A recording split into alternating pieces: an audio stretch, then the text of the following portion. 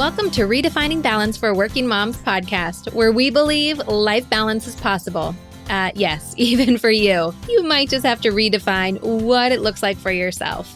I'm your host, fellow working mom, and founder of Your Life Rocks, Jenny Stemmerman. Each week, I'll bring you practical, real-life tips to help you focus on the things that matter most in life and be the best version of yourself in every area that God has called you to. Ready to redefine what balance looks like for you and your life? Let's go. Welcome to the show. I am so glad that you're here to hang out with me today. One of the things that we love to do on the show is to bring in guest experts in one of the 8 areas of life that we focus on when we talk about balance. And that's exactly what we're doing today. We have an expert to help you in your parenting. Yep, you probably already saw the title for today's show, and it is How to Become a Scream-Free Mom. In fact, our guest has 4 tips for you. And I thought that this was going to be such a great episode for right now because we're all kind of in the thick of it, of going back to school with our kids. And while back to school obviously has a lot of new routines for our kiddos and for ourselves as far as getting ready in the morning, doing homework after school, chores, you name it, it can be rough. And it's in these moments that overwhelm can start to set in and we can find ourselves maybe not being the mom that we really want to be, right? Whether it's be yelling or stomping around the house, which, I always thought when it talks about being a scream-free parent, that it was really about yelling and screaming at your kids. And I thought, I didn't do that very much. But our guest helped me see that even when I'm stomping around the house or I'm kind of just aggravated or frustrated, my kids sense that. And it's the same thing as screaming at my kids. So her 4 tips that she has for us is so helpful. I really enjoyed learning from her today, and I know that you will too. The guest we have joining us today is Michele Yarbrough, and she is the founder of You Were Made to Bloom, a ministry created to help moms feel encouraged, find a community that cares, and offer hope for a deeper connection to their family. She spent 21 years in ministry to preschool families and 8 years speaking to groups on the power of pause through the principles found in the book Scream-Free Parenting. She's been married to her husband for 26 years and has 3 children and resides right outside of Atlanta, Georgia. Now, the things I really loved most about talking with Michele, 1 is her Southern accent is amazing, but 2, she truly has a heart for God and a heart for women. And I know that it's going to come through in everything she talks about. But most importantly, you guys, well, maybe not most importantly than loving Jesus, but something that I really found valuable is that 1, she's walked this road before. Her kids that she has, one of them is 16 and that's her youngest. The other ones are in their 20s. And so she knows what it's like. She knows what it's like to be a mom who's overwhelmed. She's by far admits that she's not been the perfect mom. And it's something that we can all relate to and we can all be growing through together. Remember, when we talk about balance here, we are never talking about perfection. And Michele fully embodies that while helping us rise to be intentional about the moms that we want to be to our kiddos. So without further ado, let's get into my interview with Michele.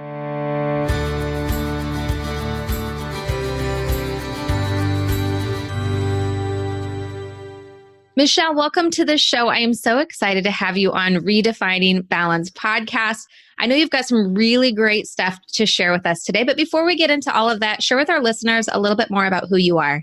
Okay, so I live and reside in Georgia, and I've been married almost 28 years, and I have 3 children, 24, 21, and 16. So I just really enjoy helping other women, especially, create a more peaceful home through the principles in scream-free parenting. I love that. And I love too that you have kids that are adult age and teenage age. So anyone who's listening to this that find they're struggling with their 4-year-old or me with my 10-year-old, my 14-year-old, like you've gone before us. So you've got some true tried and true wisdom that you're going to be sharing with us today, which I'm so excited to hear from you about. Yes, I think that's why I actually discovered scream-free parenting about 15 years ago. And I became a certified facilitator through them. And their office was local here. So I actually worked for the Institute for about 5 years. So I really have been engulfed in the principles for quite a long time. That's awesome. That's awesome. Well, I'm so excited to be picking your brain on this topic because I think, all of us as moms, we find ourselves where we're at the end of our rope. And the last thing that happens is we raise our voice and then we're like, oh, what did I just do? I didn't want to be that way. I didn't want to come across that way to my kids. Now, with you kind of being involved in so many different things and being involved with the Institute and raising kids, Talk to me a little bit about how you define balance for yourself in your life. What does that look like?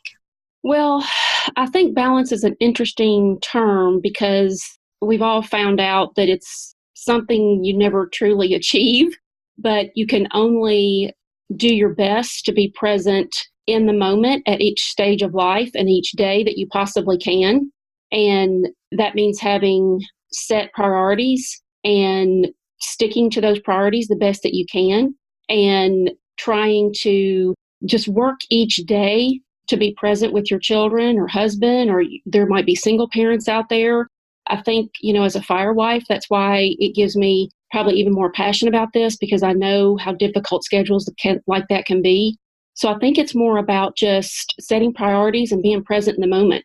I totally agree with you. And we truly believe here at Your Life Rocks that however you define balance, when you define it in a way that works for you, then it is possible. Like it's not a matter of, the time aligning perfectly and everything being perfect, but just figuring out what works for you and saying, what, this is what balance is for me. And it sounds like you found that for yourself. So congratulations. Well, I don't know exactly if I have, but in my book, you have. So gold star for you. Sometimes my life changed drastically a couple of years ago, and so my balance has changed quite a bit over the last couple of years. And I think the main thing, especially with the principles in Scream Free, what it will help you to do is realize that life is never perfect, but it's all about the way we respond to what comes up in our life. Oh, I think that that's so beautiful. And I think it fits in so great with what we're talking about today because, we are in the season of back to school, or even if someone's listening to this podcast in the future, things are always changing, right? There's always new schedules, new priorities, new things coming up. And that transition of trying to get everyone back into new habits, getting everyone on a new schedule. Sometimes most kids drag their feet or they have, a little bit of a hard time adjusting to the new schedule. And for me, that's when my patience starts to wear thin and I might catch myself raising my voice or not being the mom that, I truly want to be with my kids and not living into the intention that I want to be with my kids. So whether it be, with back to school, I often find myself kind of at the end of my rope when everyone's getting ready in the morning to go to school, whether it's trying to find their shoes or get their shoes on or making sure the shoelaces are like just even. I've got a 10-year-old that like everything has to be even and perfect on his shoelaces or his backpack straps. But I find myself like kind of yelling at them more than I want to. And it's, it's all about, like you said, creating that intention and being more present. So I know you have 4 steps for us that we're going to be going through today to help all moms through this transition and becoming more of a scream-free mom. So before we get into those 4 steps, Michele, tell me a little bit more about scream-free and being a scream-free mom and what that really means. So basically, the main reason that we scream is because we're overwhelmed. So in that morning when you're trying to get out the door and that child wants everything perfect, you're overwhelmed, right? So yes, if it's 5:00, it's that particular time, your husband's supposed to be home, or like I said, maybe you're a single mom, you're trying to get food on the table, that child is supposed to be doing their homework, you're overwhelmed. Any situation in life, there may be sickness in the family as well, and all these things are just coming at you. So basically, when we scream, we lose our integrity. So if you think about that for a minute, that was probably the principle that just resonated with me the most. And the one principle that actually is the last chapter in the book that you're probably going to ask me about here in a minute is putting on your own oxygen mask first. And I think, especially in this world of social media, I didn't even have that when I was raising my kids. So the new version of Screen Free Parenting, he has added a chapter on screens. And matter of fact, a lot of times when I say screen-free parenting, people think I say screen-free. Well, what makes us scream more probably than screens these days? So basically, that's the principle, is we scream when we are overwhelmed. And screaming is not just with your voice. That's one of the most important things to remember, too. There are other forms of screaming, like checking out. You may not, those are all covered in the book as well. So some listeners may be listening and they may say, well, I don't scream. Well, think about that for a minute. There may be other ways that you are screaming. So that's what I love about it is it literally transformed my life, not just with parenting, But with marriage, there's also Scream-Free Marriage that's out there, and launching your teens into adulthood. That's one of the programs that Scream-Free has. So it carries you all through your life, and with business and friendships at the grocery store. It's just been amazing when I've used these principles, and not afterwards, I'm like, oh, that really works. So That's amazing. And it's a very interesting that you say that because, when we were first talking about doing this episode, I was like, well, there are times that I yell, but usually I don't yell at my kids. But what I do is I get very passive aggressive and I start stomping around the house and like, oh, kind of a sense. And so my whole presence changes with them, which they very much react to. They know like, okay, mom's mad. We need to stop what we're doing, which I don't necessarily love having that interaction with them. I want to be a more loving mom, a mom that's really coming alongside and helping them, which I think I am. But at the same time, I don't want to be the mom who's yelling. I don't want to be the mom who's stomping around the house. Right. We all don't want to be that mom. I remember years ago, I read a book on anger, and there was a picture of a mom on the front just looking total frazzled and just like she had just had it. And one of my kids brought the book to me and said, look, Mom, that's you. Oh, oh. My son just laughed in the background. he's 21. So I just thought, oh my goodness, I don't want to be that mom. Now, keep in mind, we are not going to be perfect. And it all begins with an apology. When you have that moment, and even the listeners today, they're probably thinking, what do I do now? Starts with an apology. And you're going to make many apologies through your life to your children and to others in your life. Okay, this is so good. So let's get into the 4 steps, because I think that there's so much richness that you have to share, because I think that this is something that all moms can relate to being there. So talk to us a little bit about the first of your 4 steps in helping moms get through being a scream-free mom. Okay, so putting on your own oxygen mask first. We've all heard this actually quite a bit. I first had this concept when I read the book. And we all know, when we're on the airplane, you're instructed to put your oxygen mask on first so you can serve your children if you have children with you. So I think in today's world, like I said, even more so with social media, we are overwhelmed because we're not taking care of ourselves. And there's probably a lot of people out there that are saying, well, okay, fine. Well, how do I do that? My husband was gone 24 to 48 hours at a time. I've got 3 kids. We got a new puppy. I'm a working mom as well. I was working at my church as a preschool director. I'm trying to get out the door at about 8 a.m., to get to church with all these kids and be there and be present for all these other families. So it could be something as simple as, structuring your evening so that you can get a bath, or trying to get the kids in bed, or having a date night, or reading a book, or just really maybe unplugging. Maybe you need to unplug for a while to take care of yourself and make yourself feel like you are doing something for yourself and not just being that wife or mom or employee. Yeah, I totally agree. And I think this is also where, as hard as it is, having like a morning routine where you can be up and have quiet time. I know for me, that's like my sanity moment, is to be able to just kind of ground myself in the day before anyone else is up and asking for things and I'm needing to rush them around. Just being able to have that time to be with God, or to move my body, or just to be able to journal and plan and think without other people interrupting, I think can really set a huge tone. I notice a huge difference on the days that I don't do that versus the days that I do that, on just my sense of overwhelm with the kids. I am so glad you mentioned that, because to me, that sets the tone of your day.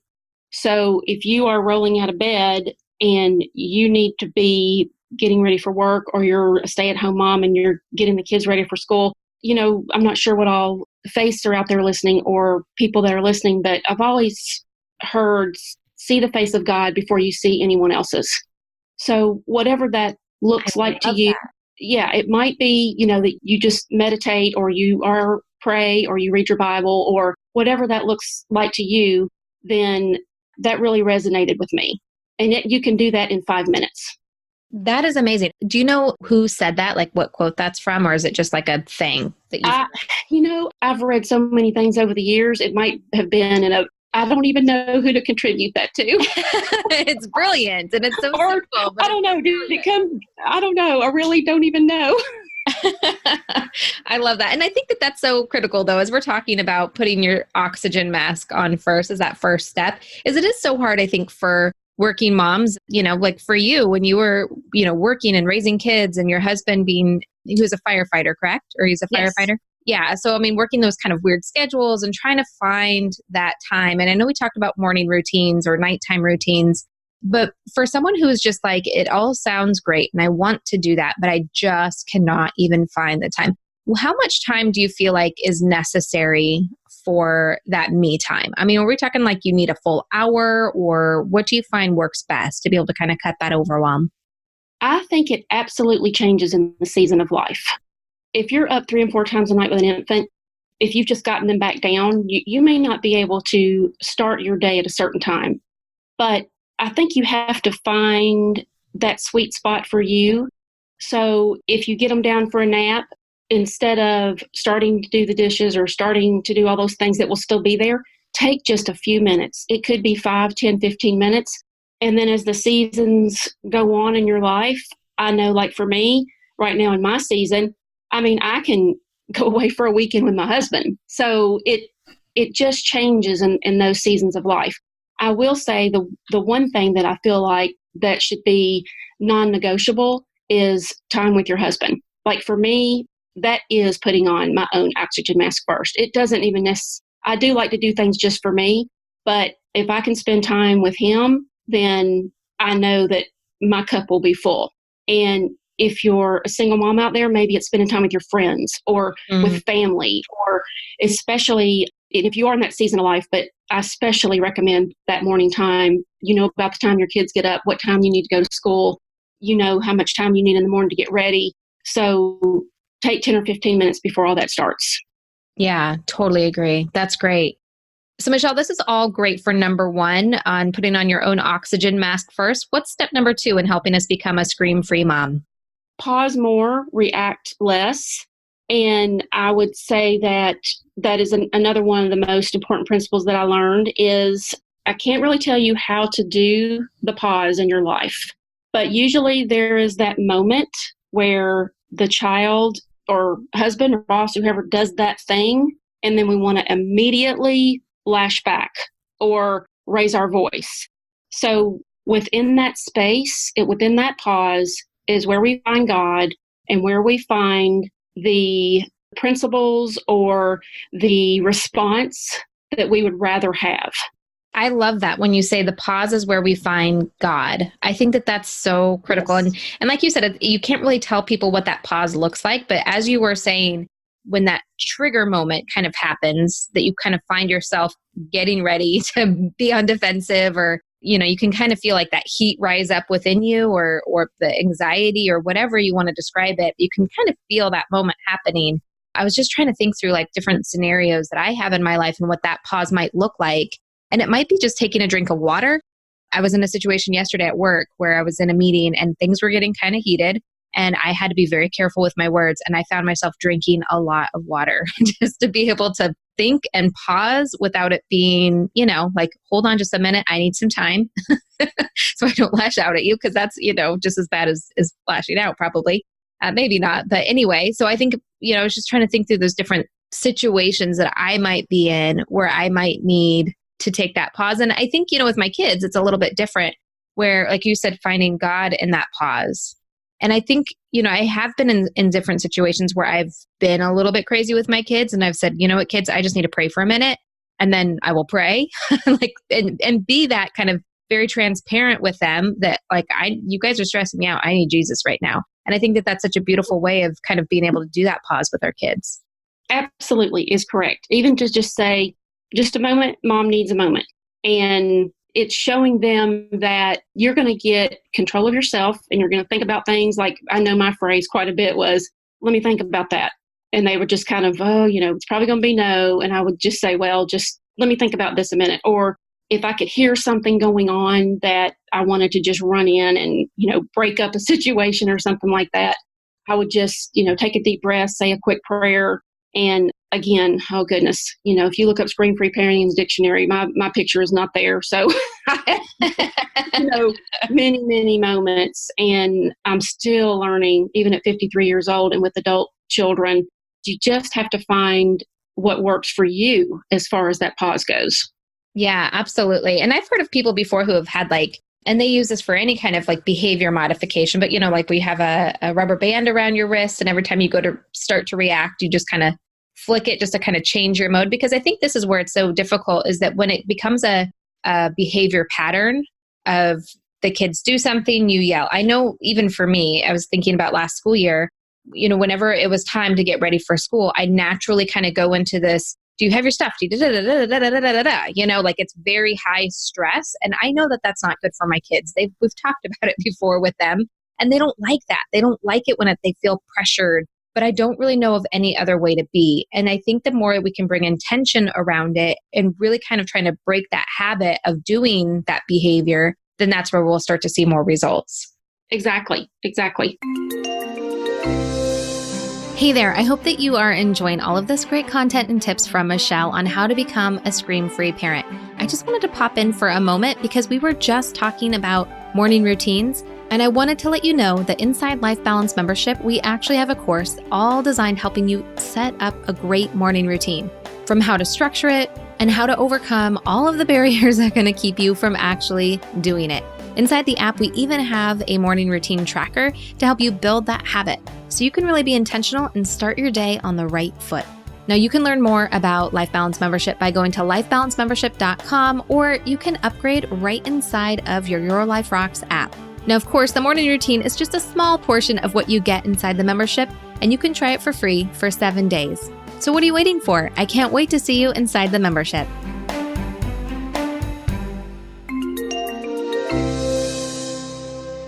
Okay, so step number 1 was to put on your own oxygen mask first. Step number 2 was to pause more and react less. Now, Yes. Step number 3, I know you kind of talk about parenting side by side and not toe to toe. So what Correct. does that mean exactly? I love that, because toe to toe is more, you're in someone's face. You're right up there, and I can picture all of us moms. We've got that look on our face and our finger just shaking at them. Uh-huh. When you're side by side, you're walking through your child's life with them.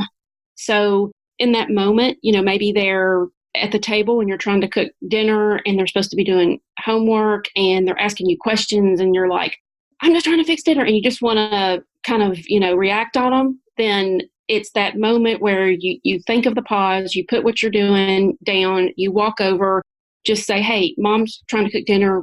What can I do to help you in the moment? Or it can get much, much bigger, much bigger situations in your children and your marriage. And it's more of a relationship with that child than a parent that the child is afraid to come to about issues, because those issues get much, much bigger as they grow. Oh, yeah, they definitely do. I mean, now that my older son is 14 and we're starting to get into some different issues, it's a whole, I thought toddlers were hard. Right. 14-year-olds, preteens, that's a whole different ballgame. And this is an interesting topic, because this is something that I've been really bringing before the Lord a lot and spending a lot more time thinking about, is more of the bigger picture of parenting and who I want to be as a mom. Because, you think about, as a parent, it's about guiding our kids and helping them kind of grow and learn and all of those different things. But there's different ways that can manifest itself.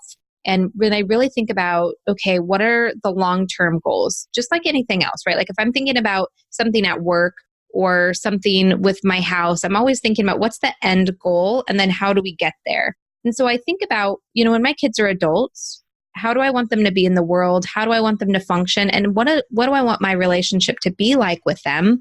And then kind of working backwards from there. But I think that there's so many different facets to it that it can be very difficult as a parent to kind of balance that disciplinarian or holding, different lines with them for boundaries, but then also still building a relationship and being able to kind of be that person that helps them through emotional things and process emotions and really think about things in a different way. And it's so difficult as a parent. You hear that all the time, it's the hardest job you'll ever have. But when you really start thinking about it, it feels impossible.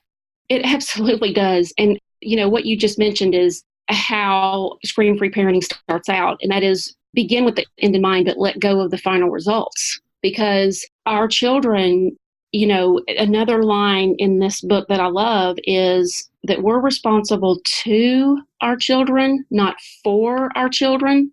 And a lot of people will think about that and they're like, well, wait, that's not right. But really it is, because all we can do is lay before them what we can do as far as raising them. But ultimately, we all have our own will and our own principles in life. And so whatever they do or our spouse does or our boss does, it's up to us on the way we respond. Isn't that an interesting concept? Oh, yeah. Oh, yeah. And that really goes right back to what we were talking about before about pausing more and reacting Yes. less. That we, and even the step one, like our own personal responsibility isn't necessarily tied to the outcome, but it's what we can contribute. Absolutely. Absolutely. When I switched those two words, 2 and 4, that transformed. I mean, I'm not responsible for especially my teen or my older child when they're out there and they're on their own. So we want to begin with the best principles that we can lay down for them in our parenting.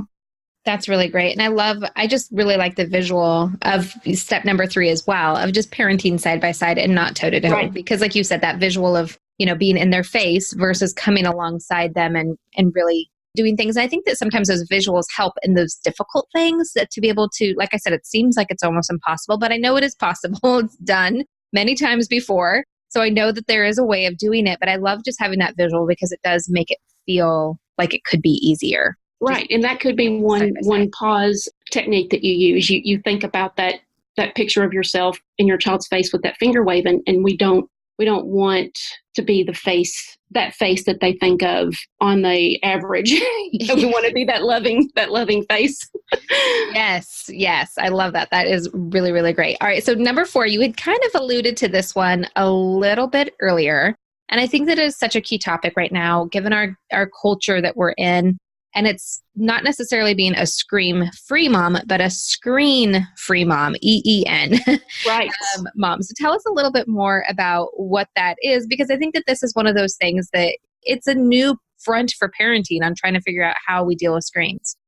I tell you, it came on us like a tornado.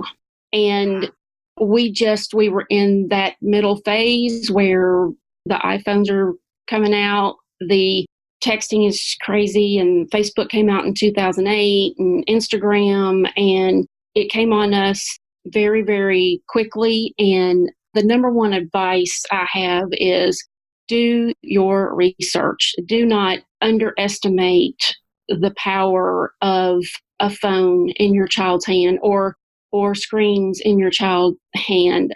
Children are starting as young as, toddler age babies with screens on their jumpy seats. And just do your research and be very intentional in what your rules are going to be as far as that goes. And then as parents, remember that we are setting the example ourselves. So I have made numerous mistakes with not being present because I'm on my phone, or I do a lot of work on my phone and on my computer like we all do now. So we have to, set those times and those guidelines and be intentional. And I'm especially learning even more now because I have my own business that I work, on the computer, and I also help a couple friends with social media. So it can become quite the issue. Oh, absolutely. Absolutely. I mean, and it's addictive. I think it's addictive for them. It's addictive for us. But I love how you say being that example. One of the things that I recently set up on my son's phone that I've had on my phone for about a year, it's a app. I don't remember what it's called. I'll have to link to it in the show notes page. But it's where you can set like different time allotment for different apps. Yes. So like I can't access Facebook during different work hours. I can't access email during, time that I'm supposed to be with the family. And so sometimes it drives me crazy because I'll pick up my phone just out of habit and be like, oh, let me just check my email real quick. Oh, I can't. But sometimes we need that habit interrupt. And so I've done the same thing for my son, and it drives him nuts because he'll be like, oh, I want to text my friend, or I want to do this. And he can't because it's during family time and all of those apps are blocked during that time. Yeah, that is amazing. And that's so hard to do because parenting takes so much time in itself. And so you have to take time to do those things and to set up the parameters that you want for your family. Yeah. And the thing is it seems like it's one of those things that is very overwhelming. And it was for me. We had a guest on, gosh, maybe a few months ago when we were talking, the whole episode was about screen time. And I'll link to that in the show notes page as well. But this was one of the things that we talked about is getting really clear with what those rules are, what the intent is with the way that we want to be using screens in our lives. And once I just sat down for like an hour and kind of wrote it out. Like, what is the intention with this? What do we want it to serve? And then found the right tools. All in all, it took, I don't know, maybe 3 hours to figure it out and find the things and get set up. It didn't take that much time. Sometimes I think we get so overwhelmed thinking something's going to take so much more time than it actually does. When we start into the process, it's done before we know it, and it's well worth it. Absolutely. Absolutely. Now, the only problem is my 14-year-old is very smart and he's finding workarounds. It's always changing. It's always changing. So I got to be on my toes. So I love that you say. Well, I mean, it's the truth. They know more than we do about all these this technology. Yeah, exactly. And so talking about doing your research, I was doing some research, trying to stay ahead of him in all of this, and found out there's all kinds of apps that are made for kids to deceive their parents on their screen usage. So there's like different apps that look like a calculator that are really something else. I mean, it's like a whole different world. Once you get into it, it's so scary. And so overwhelming. Just completely overwhelming. Oh, yeah. Oh, yeah. Oh, yeah. But, was talking about this with another mom, and she's like, yeah, but, other generations of parents, they dealt with the same kind of thing, but it was different. So it might have been, like your teenager sneaking out at night to meet up with their friends, where now they're just up on social media, Snapchatting or doing whatever. So it's the same time and it's the same like angst that parents have to deal with. It's just slightly different. Right. And it's harder because it's in their pocket at all times. Yes. And the outside forces have a greater access at our children. Exactly. Exactly. Yeah. Yeah. So same problem, different method, I guess. Right. Well, Michele, this has been such a great conversation. Now, before we let you go, what last piece of wisdom do you have for moms out there that are just already overwhelmed and stressed, but they want to just have a different version for themselves as a mom? What would you recommend to them? What's that last piece of advice? The best thing I could say is work on yourself first. Get those books, or actually now, gosh, there's such great podcasts out there. If you think, no, I just don't have time to read a book, get books on audio, listen to the podcasts, reach out to friends. Just sit down today and maybe list 5 things that you want to change, and set some goals, and find a friend that can be accountable with you, and just do it. Just go for it and pray about it, and stop right now what you're doing, take a deep breath, and start over. I do want to say, do not beat yourself up. Get rid of the negative talk about yourself and find phrases to start your day with that will set a positive note, because we all make mistakes. So I just want to say that. Don't beat yourself up as a mom, wife, employee. Do not do that. Start speaking truth into your life and who you are and who you can be. Amen. Amen. That's so beautiful. I love that. And so simple. I love the quick action steps there. Now, where can listeners learn more about you if they want to connect? So my website is youwermadetobloom.com, and that launched last year. Like I said, I resigned from ministry 2 years ago, and my life is in a big transition. And one of the things I do is I send bloom boxes. So you can check out those on my website. I just wanted to find a way to really encourage women in all seasons of life. And through a series of events, the Lord just gave me this idea. To be honest, that's how it all happened. And it's not a subscription box. You can get on there and just order a box one at a time. Right now, one of the big things I'm doing is college boxes, because it's back to college time, or teacher boxes or birthday. They can fit any occasion. Because, talking about putting on your own oxygen mask first, these boxes are something for you, and they're about self-care, a soap, a bath bomb, a journal, something for you that you can be excited about or give to yourself or give as a gift. Oh, what a beautiful idea to send to like a friend as a gift or something. I think yes, there's a lot of subscription boxes out there. And when I was in ministry, we did a little thing on Monday called Mailbox Monday, where we would randomly deliver gifts to preschool moms. and we just put it on their mailbox. And that was absolutely my most favorite thing to do. And so that just, for lack of a better word, bloomed into into a business where I can send boxes all over the United States. So very simple. Just get on there with a click of a button. You can send a gift or a pick me up to someone or to yourself. New moms, this is an absolute great gift for a new mom, and it goes right back to practicing self-care and getting a pause in your life for yourself, a pause for yourself. So there's kind of many facets of me. I have the boxes, and then on my website also, you can actually do an intro call if you wanted to book me to speak on screen-free parenting.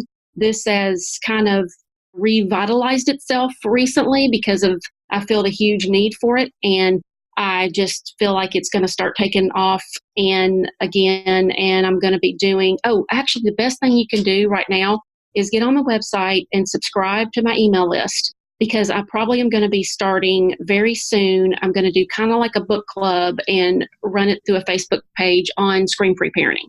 So that's awesome. Yeah, the best way to get news on that is subscribe to my email list. You can follow my Facebook page. You can find it under You Were Made to Bloom, but my page is called Bloom, in the process of trying to get Facebook to change it to You Were Made to Bloom. But it'll say Bloom, but you find it under You Were Made to Bloom. And then Instagram is You Were Made to Bloom. And you can find me personally on Facebook, Michele Yarbrough. Send me a message. I would love to hear from your listeners. Just any way that I can encourage your women and moms out there. Fantastic. And we will link to everything that Michele mentioned in our show notes at yourliferocks.com. Michele, thank you so much for coming on the show and encouraging all of us out there so we can really be moving into a season of being intentional to be that mom that we want to be. It was so great talking with you today. Thank you so much. Hey, just because the episode's over doesn't mean we have to stop hanging out. Head on over to Instagram and follow me there. You can find me at your.life.rocks. Or if you're more of a Facebook kind of girl, join our community of working Christian moms just like you. You can search Your Life Rocks over on Facebook and connect with us there. And if you're ready to truly create lasting balance and get results in your life, maybe it's time for you to join Life Balance Membership. Download the Your Life Rocks app in iTunes or in Google Play. You can upgrade to the membership right inside the app. And if you're looking for more resources to help you create more balance, head on over to yourliferocks.com.